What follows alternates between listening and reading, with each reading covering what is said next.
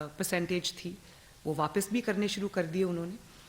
تو اس کا مطلب یہ ہے کہ بہت بڑا پوٹینشیل ہے پاکستان کی یوتھ کے اندر, لیکن ان کو ہم نے جیل بھرو تحریک میں لگا دیا. بھئی کبھی کسی نے کالج بھرو تحریک چلائی, کسی نے یونیورسٹی بھرو تحریک چلائی, کسی نے اسکول بھرو تحریک چلائی, آپ ان کو کہہ رہے ہو کہ جیلیں بھرو. اور جیلیں بھی جو آپ کے اپنے بچے ہیں وہ انگلینڈ میں آرام سے بیٹھ کے جو ہے وہ اچھی ایجوکیشن بھی حاصل کر رہے ہیں, لوگوں کے بچوں کو آپ کہتے ہیں کہ آ کے یہاں پہ جیلیں بھرو. جیبیں آپ نے بھری ہیں, چوریاں آپ نے کی ہیں, تو لوگوں کے بچے کیوں جیلیں بھریں؟ اور دیکھو ابھی مجھے آج پھر یاد آتا ہے کہ جب عمران نے لانگ مارچ شروع کیا تو وہ آپ کو یاد ہے وہ جو بچوں کی پی ٹی آئی کے بچوں کی شہادت ہوئی تھی, آئی تھنک کنٹینر سے گر کے بھی کوئی شہادت ہوئی تھی, اور ایک کہیں اور سے کوئی ایکسیڈنٹ ہوا تھا لانگ مارچ میں. وہ لانگ مارچ کیا تھا, اس کے مقاصد کیا تھے؟ اس کے مقاصد پاکستان کے لیے تھے, اس کے مقاصد یوتھ کی بہتری کے لیے تھے. وہ پرسنل ایجنڈا تھا کہ وہ جو اپوائنٹمنٹ ہونی تھی اس میں رکھنا ڈالنا تھا, حکومت ختم کرنی تھی. اور وہ آج جو بچے شہید ہو گئے ہیں ان کو تو پوچھنے والا بھی کوئی نہیں ہے. جس گھر سے ایک بچہ, کسی کا بیٹا, کسی ماں کا بیٹا, کسی باپ کا بیٹا, کسی بہن کا بھائی جب جاتا ہے تو ان کا پورا فیوچر تباہ ہو جاتا ہے.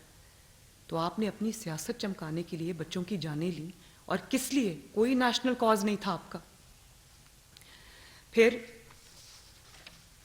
آپ کے پاس نہ کوئی اکنامک پلان ہے, صرف گھیراؤ, جلاؤ, مار دو, مر جاؤ, جیل بھر دو, یہ ہے آپ کا ایجنڈا. نہ آپ کے پاس کوئی معاشی پلان ہے, نہ آپ کے پاس کوئی آپ کی اکنامک پالیسیز ہیں, نہ آپ نے کوئی پروجیکٹ دیا. میگا پروجیکٹ تو دور کی بات ہے, آپ نے کوئی پروجیکٹ بھی نہیں دیا. کوئی ایک کالج, کوئی ایک یونیورسٹی, کوئی ایک ہاسپٹل, کوئی ایک موٹر وے, کوئی ایک ایکسپریس وے, کوئی ایک بجلی کا منصوبہ, کوئی ایک سی پیک جیسا کوئی منصوبہ نکال کے دکھا دیں. کچھ بھی نہیں. جھوٹ کا نام بیانیہ رکھ دیا.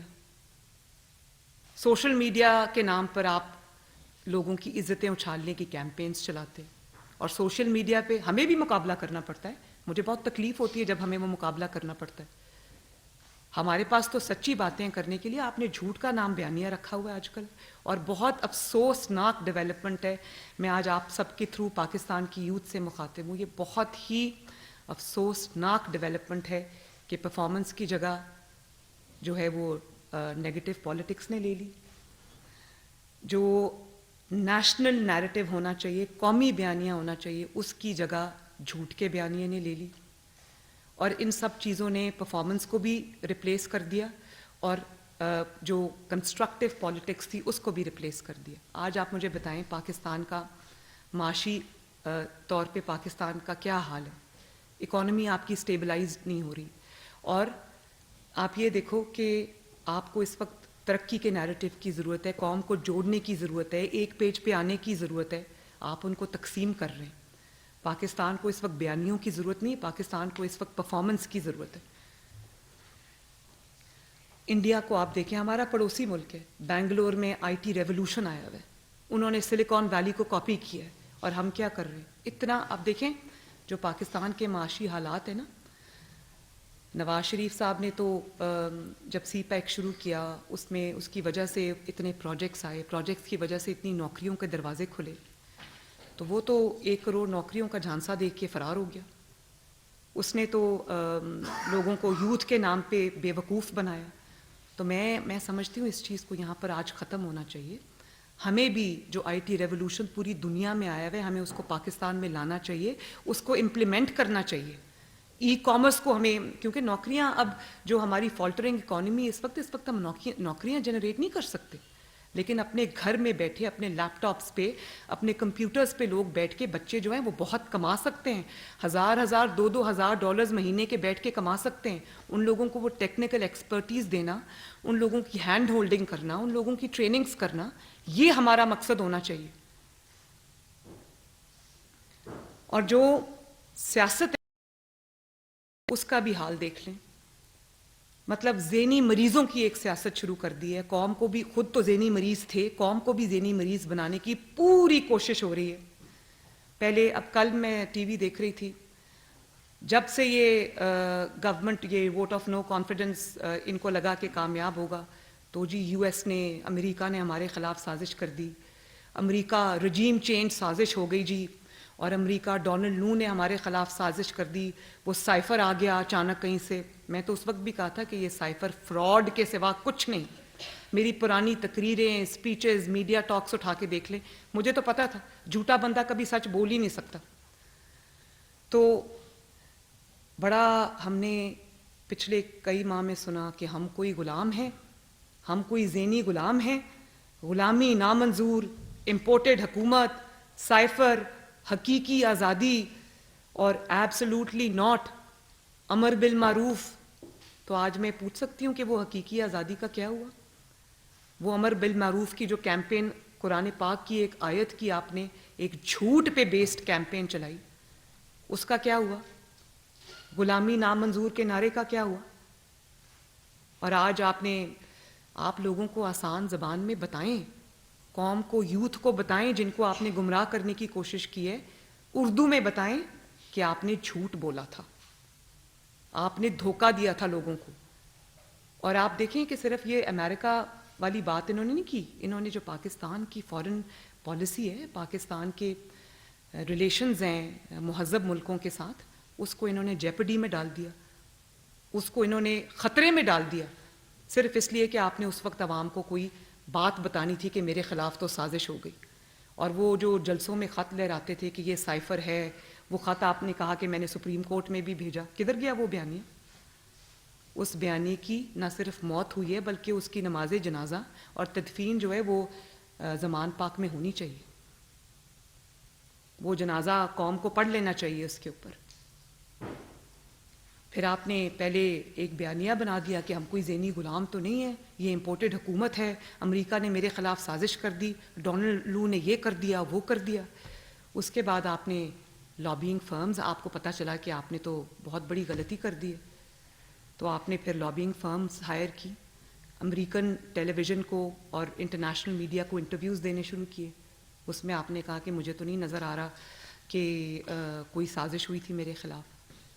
اور جو رجیم چینج کا جو بیانیہ تھا اس میں آپ نے امریکہ کو بالکل کل باعزت بری کر دیا۔ تو کیا وہ سارے بیانیے جو ہے وہ وفات پا گئے؟ لیکن یہ تو سوال کرنا بنتا ہے نا کہ قوم سے جھوٹ کیوں بولا؟ آپ سب یوتھ کے ریپرزینٹیٹیوز یہاں بیٹھے، آپ اپنے حلقوں میں لوگوں کو پوچھیں کہ جنہوں نے ان کی بات پہ یقین کیا تھا، ان کو آج یہ سوال کرنا چاہیے کہ ہمیں کیوں بے وقوف بنایا؟ ہمیں ہماری گاڑیوں پہ جو ایبسلوٹلی ناٹ کے اور وہ غلامی نامنظور کے سٹکرز لگائے تھے، وہ کیوں لگوائے تھے ہم سے؟ آج ان سٹکرز کا کیا کرنا ہے؟ اتار کے رکھ دیں یا لگے رہنے دیں؟ اور پھر اس جھوٹے بیانیے کی وجہ سے، اس جھوٹے بیانیے کے لیے انہوں نے لوگوں کو غدار کہا، لوگوں کو غیر ملکی ایجنٹ کہا، لوگوں کو کہا کہ یہ امپورٹڈ حکومت ہے، یہ باہر سے سازش آئی ہے، یہ ایسا ہوا ہے۔ کوئی ندامت ہے اس جھوٹ کی؟ کوئی شرمندگی ہے اس جھوٹ کی؟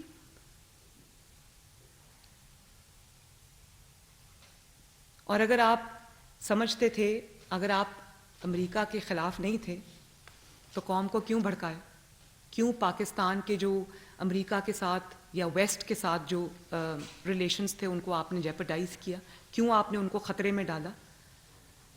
تو اب عوام کو آ کے بتاؤ نا کہ آپ نے امریکہ سے معافی مانگ لی ہے، اردو میں بتاؤ عوام کو، ان کو پتہ چلے کہ آپ نے کتنا بڑا جھوٹ بولا ہے۔ اور آج کہتا ہے کہ امریکہ نے میرے خلاف سازش نہیں کی، قمر جاوید باجوہ صاحب نے میرے خلاف سازش کی۔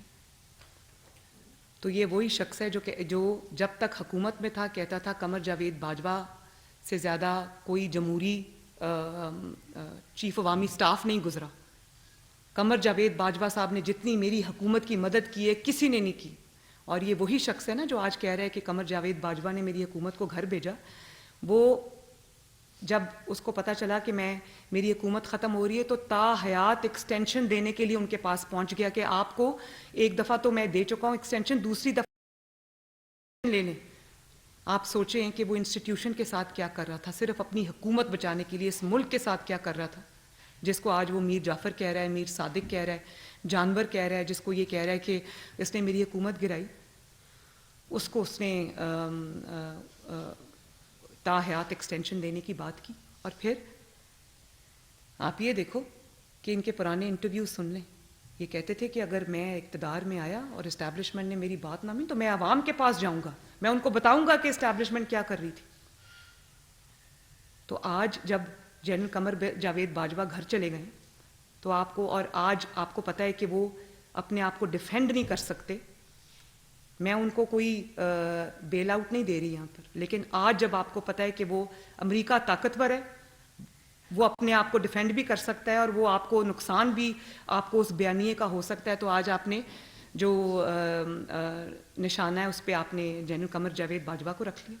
उस वक्त आपने क्यों, आप उनसे छुप छुप के, हुकूमत जाने के बाद भी प्रेसिडेंसी में छुप छुप के उनसे मिलते रहे, तो क्या बात कर रहे थे उनसे? उस वक्त ये क्यों नहीं कहा कि मेरी हुकूमत आपने ख़त्म की? उस वक्त तो आप ये कह रहे थे कि प्लीज़ मुझे वापस हुकूमत में ले आएं। और आज भी आप प्रेसिडेंट ऑफ पाकिस्तान के पास बार बार जाते हैं कि मेरी एक मुलाकात करा दें, और फिर आप कहते हैं कि ताली नहीं बज रही, ताली एक हाथ से बजती है। इस्टेब्लिशमेंट ने तो अपना हाथ हटा लिया, इस्टेब्लिशमेंट ने इनसे हाथ खींच लिया, बल्कि तो अब अदलिया के घोड़े पे सवार होकर आने की कोशिश कर रहा है। इसको कोई ना कोई बैसाखियां चाहिए होती आने के लिए, ये अपने ओन पे कुछ भी नहीं कर सकता। तो जो बात जब आके करते हैं तो ऐसा लगता है कि पता नहीं कितनी जो जज्बा है और कितनी सच्चाई है बात में, और जब आप फैक्ट्स को देखते हैं तो आपकी अकल दंग रह जाती है। इंसान को यकीन नहीं आता कि एक इंसान इतना बड़ा मुनाफिक जो है वो कैसे हो सकता है। कि मैं इस्टेब्लिशमेंट की कोई वो नहीं, जनरल बाजवा सुपर किंग थे, तो आप क्या थे? आप उनके मुलाजिम थे उस वक्त, आपने उनको किंग माना हुआ था उस वक्त, तो वो सुपर किंग थे, लेकिन आप लोगों को ये कहते थे मेरी चलती है। उस वक्त जनरल बाजवा सुपर किंग थे, लेकिन वो जो आपकी वाइफ जो करप्शन के दास्ताने रकम कर रही थी, जो फरागोगी करप्शन की दास्ताने रकम कर रही थी, उसमें आपको पूरी आज़ादी हासिल थी। उसमें आपको जब किसी ने जाके कहा कि आपके घर में ये चोरी चकारी और वारदात हो रही है, तो आपने उसकी बात सुनने की बजाय उसी इंसान को आपने निकाल दिया, उसे कहा चलो जाओ। तो ये है असल हकीकत जो हमें आपको भी समझनी चाहिए और पाकिस्तान की यूथ को भी समझाने की कोशिश करनी चाहिए। और मैं इसलिए ये बातें आज आपसे कर रही हूँ कि आपको भी ये इंसल्ट है ह्यूमन इंटेलिजेंस की, यूथ की इंसल्ट है कि आप समझ रहे हैं कि वो ज़हनी तौर पे शायद आपकी तरह इतने माजूर हैं कि आप झूठ बोलेंगे वो सुन लेंगे, मान लेंगे, आप यू टर्न्स लेंगे तो वो मान लेंगे। और ये बड़ी एक यूथ की कंजम्पशन के लिए बात है कि पिछले 10 साल से मैं देख रही हूँ कि एक बड़ी कंसर्टेड और बड़ी ऑर्गेनाइज्ड कैंपेन सियासतदानों के ख़िलाफ़ चलाई गई, चाहे वो मुस्लिम लीग नून हो, नवाज शरीफ साहब हों, या वो और कोई भी जमात हो, उनके ख़िलाफ़ बड़ी ऑर्गेनाइज्ड कैंपेन चलाई गई, उनको चोर कहने की, उनको डाकू कहने की, उनको करप्ट साबित करने की, और एक शख्स को सादिक और अमीन करार देने के लिए उन्होंने सबको जो है वो गंदा किया। और आज मैं उस शख्स से पूछती हूँ जिसने उस शख्स की उसको मैं ढूंढ रही हूँ, वो साकिब निसार, वो डैम वाले बाबा जी, मैं आज उनको ढूंढ रही हूँ कि आज उनको मैं पूछूं कि आपने इस शख्स को सदाकत और अमानत का सर्टिफिकेट दिया, आपको ख्याल नहीं आया कि आप इस मुल्क के साथ क्या कर रहे हैं? उसको फरिश्ता बना के आपने पेश किया, और पता ये चला कि जिन पे चोरी चकारी डाके का इल्ज़ाम थे उनकी तो आज पूरी दुनिया बोल रही है, करने वाले खुद बोल रहे हैं। आप देख लो नवाज शरीफ के ख़िलाफ़, कल मैं जनरल बाजवा साहब की वो एक हमारे एंकर है वो बता रहे थे कि जनरल बाजवा साहब कहते हैं मेरे पास वो ऑडियोज़ और वीडियोज़ हैं जब इमरान खान उनके पास आता था और जब हम नवाज शरीफ पे क्रैकडाउन हो रहा था तो कहता था बड़ा अच्छा किया आपने नवाज शरीफ को शिकंजे में पकड़ लिया, अब आप नवाज शरीफ के साथ ये करें, अब आप वो करें, अब उसको डिस्क्वालीफाई करें, अब उसको जेल में बंद करें। तो ये अल्लाह ताला की शान बोल रहे हैं। एक दूसरे को मीर जाफ़र, मीर सादिक कह रहे हैं, एक दूसरे को झूठा कह रहे हैं, एक दूसरे को गद्दार कह रहे हैं। और नवाज शरीफ साहब की जो गवाही है वो अल्लाह ताला की तरफ से आई है और उन लोगों की तरफ से आई है जो उनको ख़राब करने में शामिल थे। तो एक दिन झूठ को झूठ साबित होना होता है, सच को सामने आना होता है, لیکن اس سچ کو لے کر آپ سب ٹارچ بیئررز ہو, اس سچ کو لے کر آپ کو اپنے اپنے لوگوں کے پاس جانا ہے, ان کو یہ سچ بتانا ہے. اور جن کو چور ڈاکو کہا ان کے خلاف تو کچھ نہیں نکلا, ان کے کیسز بھی ختم ہو گئے کیونکہ جھوٹ پہ مبنی تھے. جنہوں نے الزام لگایا, اس گھڑی چور نے جو لوگوں کو الزام لگایا, ہر وہ الزام جو یہ مخالفین پہ لگاتا تھا وہ آج اس کے اوپر خود ثابت ہو گیا. اس کے گھر کی 2 خواتین نے, ایک جو پیرنی صاحبہ ہیں وہ اور ایک جو فرا گوگی, صرف 2 خواتین نے کئی ارب کی چوری کی. اور اگر 2 خواتین ایک گھر سے اتنی بڑی چوری کر سکتی تو آپ سوچ لیں اس پارٹی کا کیا حال ہوگا. احتساب کی بات کرنے والے نے کے پی کے میں احتساب کے ہر ادارے کو تالے لگا دیے, اور جو چیئرمین نیب تھا اس کو ویڈیو دکھا دکھا کے بلیک میل کرتا رہا. وہ طیبہ گل کو اپنے پرائم منسٹر ہاؤس میں حبس بجا میں رکھا کیونکہ مخالفین کو سزائیں دینی تھی. اس قسم کے ذہنی مریض کو ہمارے پہ لا کے مسلط کر دیا. تو پھر پاکستان کا جو آج حال ہے وہ ہونا تھا نا. آئی ایم ایف کا میں نے تو اپنی اسپیچ میں کہا, میں نے کہا کہ شہباز شریف صاحب کو اور اسحاق ڈار صاحب کو آئی ایم ایف کے ساتھ نیگوشیٹ نہیں کرنا چاہیے, اس کو لا کے بٹھانا چاہیے گھڑی چور کو کہ یہ بیٹھے اور بتائے کہ میں نے آئی ایم ایف سے کیا معاہدہ کیا ہے, کیا شرائط رکھی. ہر چیز ان کے ہاتھ میں دے دی اور پھر جاتے جاتے آپ اس معاہدے کو فلاؤٹ بھی کر کے چلے گئے. آج ہم اگر اس معاہدے کو آنر کرتے ہیں تو مہنگائی آتی ہے, پرابلمز آتی ہیں, اور آج اگر ہم اس معاہدے کو آنر نہیں کرتے تو پاکستان ڈیفالٹ کرنے کے نہج پہ پہنچ جاتا ہے. تو یہ تو چاہتے ہیں, یہ انتظار میں بیٹھے ہیں. آپ شوکت ترین صاحب کی آڈیوز دیکھ لیں, انہوں نے پوری کوشش کی, وہ جو آڈیو لیکس ہوئی ہے اس میں انہوں نے پوری کوشش کی کہ پاکستان ڈیفالٹ ہو جائے. یہ جو بار بار شری لنکا کرتے ہیں نا, یہ ان کے دل کی آواز ہے کہ پاکستان شری لنکا بن جائے. بھئی آپ اقتدار میں ہوں نہ ہوں, آپ کس طرح اپنے ملک کے لیے برا سوچ سکتے ہیں؟ اور صرف برا سوچ نہیں سکتے, وہ آڈیو ریکارڈنگز ہیں ایک دوسرے کو فون کر رہے ہیں کہ تم لوگ کچھ نہ کرنے دو ڈیفالٹ اس ملک کو. کس طرح آپ رات کو اس ضمیر کے ساتھ سوتے ہیں کہ آپ نے وہ جو ملک آپ کی ماں ہے, یہ دھرتی جو آپ کی ماں ہے, اس کے ساتھ آپ نے کیا سلوک کیا؟ کیسے آپ کو نیند آتی اتنے بڑے بڑے جھوٹ بول کر؟ اور دیکھیں کوئی چیز انہوں نے نہیں چھوڑی. مذہب کی طرف آ جائیں, انہوں نے مذہب کا کتنا برا استعمال کیا. وہ مذہبی پوری دنیا نے دیکھا کہ وہ ٹرک پہ کھڑے ہیں اور وہ ان کو کہہ رہے ہیں خان صاحب ذرا مذہبی ٹچ دیں. یعنی مذہب کے نام, مذہب مطلب جو شخص مذہب کو استعمال کرتا ہے اپنے پیٹی انٹرسٹ کے لیے, میں سمجھتی ہوں اس سے بڑا مجرم کوئی نہیں ہے. کیونکہ آپ اس کو جب سیاست کے لیے استعمال کرتے ہیں تو آپ پھر یہ بڑا ایک ایسا, میں سمجھتی ہوں کہ یہ بہت بڑا گناہ ہے. اور آپ نے لوگوں کو, اب مجھے یہ بتائیں, ریاست مدینہ کا آپ نے نعرہ دیا, تو ریاست مدینہ میں یو ٹرن لینے والے کا انجام کیا ہوتا؟ یو ٹرن کا مطلب کیا ہے؟ یو ٹرن کوئی سیاسی ٹرم نہیں, یو ٹرن کا مطلب ہے کہ آپ نے پہلے جھوٹ بولا تھا. تو ریاست مدینہ میں جو شخص جھوٹ بولے اور حکمران رہا ہو اور قوم کو گمراہ کر رہا ہو, اس کو کیا کہتے ہیں؟ اس کی سزا کیا ہے ریاست مدینہ میں؟ اس کو فتنہ کہتے ہیں. اور فتنے کو ختم کرنے کا حکم ہے سیاسی طور پہ. ریاست مدینہ میں اگر ٹیرین وائٹ کا کیس ہوتا تو اس شخص کا کیا انجام ہوتا؟ کبھی یہ سوچا؟ توشہ خانہ کیس اگر ریاست مدینہ میں رجسٹر ہوا ہوتا, وہ ریاست مدینہ جس میں حضرت عمر فاروق نے اپنے ایک کرتے کا بھی حساب دیا, اگر یہی توشہ خانہ کیس ریاست مدینہ میں رجسٹر ہوا ہوتا تو اس کی کیا, مجرم کی کیا سزا ہوتی؟ جھوٹ بولنے والے کی کیا سزا ہوتی؟ آپ کی خاتون خانہ دونوں ہاتھوں سے رشوت لیتی رہی اور آپ حکمران بن کے بیٹھ کے اس کے اوپر اس کو پیٹرنائز کرتے رہے, ایسے شخص کی کیا سزا ہوتی ریاست مدینہ کے اندر؟ پھر آپ نے 190 ملین پاؤنڈز جو ہیں وہ آپ نے اب پاکستانی قوم کا پیسہ امانت تھی, وہ آپ نے اپنے دوست کی جیب میں ڈال دی. کابینہ کو بھی نہیں بتایا کہ اس بند لفافے میں کیا ہے, کیونکہ آپ نے ان کو ہیلپ کرنا تھا. تو ایسے شخص کی ریاست مدینہ میں کیا سزا ہوتی؟ تو یہ بڑی تھاٹ پرووکنگ بات ہے.